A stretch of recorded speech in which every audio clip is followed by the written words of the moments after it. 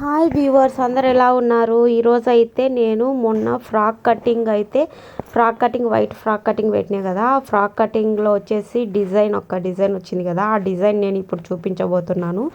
ఈ డిజైన్ వచ్చేసి చాలా ఈజీ అన్నమాట.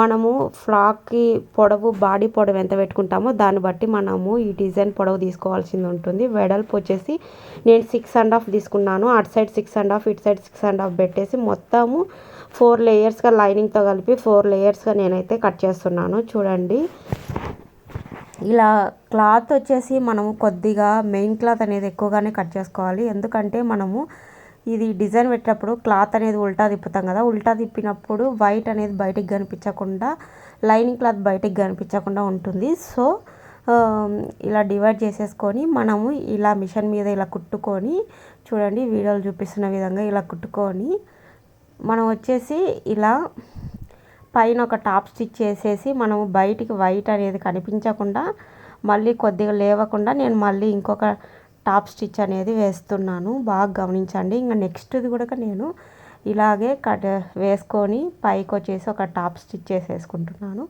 వేసేసుకొని మొత్తము టోటల్గా లైనింగ్ మొత్తం మనము ఏదైనా డ్రెస్ కుట్టేటప్పుడు కానీ, బ్లౌజ్ కుట్టేటప్పుడు కానీ లైనింగ్ అయితే 4 సైడ్స్ ఇలా మనము అటాచ్ చేసుకుంటాము. అలా అటాచ్ అనేది చేసుకోవాలి. వీడియోలు చూపిస్తున్న విధంగా అలా అటాచ్ చేసేసుకొని ఇంకా ఎక్సెస్ క్లాత్ అంతా మనము కట్ చేసుకోవాలి.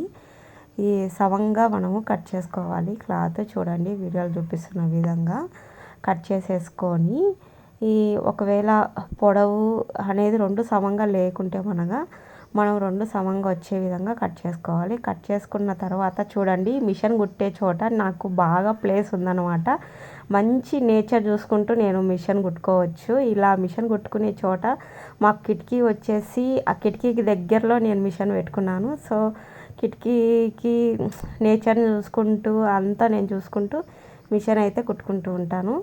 ఇంకా నేనైతే పోట్లీ బటన్స్ తయారు చేస్తున్నాను కదా. పోట్లీ బటన్స్ వచ్చేసి నేను ఎలా తయారు చేసుకోవాలో చూపించాను కదా. అలా మనం పోట్లీ బటన్స్ తయారు చేసుకొని ఇలా మనం కుట్టుకునేటప్పుడు ఇలా సెట్ చేసుకోవాలి. ఇలా మధ్యలో మనము డిస్టెన్స్ అనేది మన ఇష్టం. ఒకవేళ పోట్లీ బటన్స్ ఎక్కువగా ఉంటే చిక్కగా పెట్టుకోవచ్చు. పోట్లీ బటన్స్ కనుక తక్కువగా ఉంటే కనుక మనము కొంచెం దూరం పెట్టేసుకోవచ్చు. ఇలా కట్ చేసుకున్న తర్వాత మనం రౌండ్ నెక్ కాబట్టి రౌండ్ అనేది కట్ చేసుకోవాలి. రౌండ్ అనేది కట్ చేసుకున్న తర్వాత మనం ఇలా క్రాస్ పీసులు తీసుకొని పైపింగ్కి వచ్చేసి మనము పెడుతున్నాం అన్నమాట. నేను థ్రెడ్ పైపింగ్ కాకుండా నార్మల్ పైపింగే పెడుతున్నాను.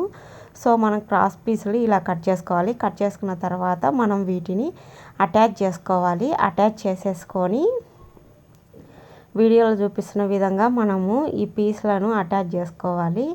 అటాచ్ చేసుకున్న తర్వాత మనం పైపింగ్ అనేది వేసుకోవాలి. ఇంకొంచెం రౌండ్ రాలేదని నేను నీట్గా రౌండ్ అయితే తీసేస్తున్నాను.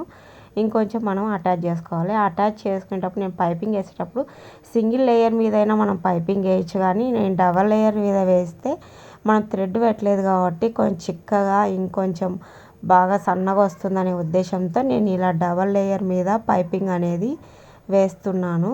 చూడండి, ఇలా టోటల్గా మనం కుట్టుకోవాలి. డబల్ లేయర్ మీద మనం వచ్చేసి పైపింగ్ అనేది వేసుకోవాలి. వీడియోలు చూపిస్తున్న విధంగా ఇలాగే మనం కుట్టుకోవాలి. కుట్టుకుంటే మాత్రం పైపింగ్ అనేది చాలా బాగా వస్తుంది. చాలా అంటే చాలా బాగా వస్తుంది. అలా సన్నగా మనకు నైస్గా అనేది పైపింగ్ అనేది రావడం జరుగుతుంది. చూడండి, ఇలా కుట్టుకోవాలి. ఇవి నెక్స్ అన్నీ నేను ఏ ఫ్రాక్ అయినా ఏదైనా నేను నెక్ పెట్టినవి డిజైన్ చేసినటువన్నీ అన్నింటినీ నేను యూట్యూబ్లో పోస్ట్ చేస్తాను. మీకు ఒకవేళ ఏదైనా నెక్ డిజైన్ కావాలంటే నాకు కామెంట్ చేయండి. నేను ఆ వీడియో కూడా నేను ఖచ్చితంగా పోస్ట్ చేస్తాను.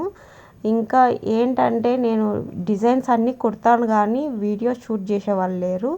సో వీడియో షూట్ చేసే వాళ్ళు అవైలబుల్లో ఉన్నప్పుడు నేను ఇలా మంచి డిజైన్స్ పెట్టేసి నేను యూట్యూబ్లో అప్లోడ్ చేస్తాను. చూసారు కదా ఫ్రెండ్స్, ఇలా కుట్టుకోవాలి. మళ్ళీ టర్న్ చేసేసి ఇంతవరకు మన ఛానల్ ఎవరైనా సబ్స్క్రైబ్ చేయని వాళ్ళు ఉంటే ఖచ్చితంగా సబ్స్క్రైబ్ చేయండి. ఈ వీడియో కనుక మీకు నచ్చినట్లయితే లైక్ చేయండి, షేర్ చేయండి, సబ్స్క్రైబ్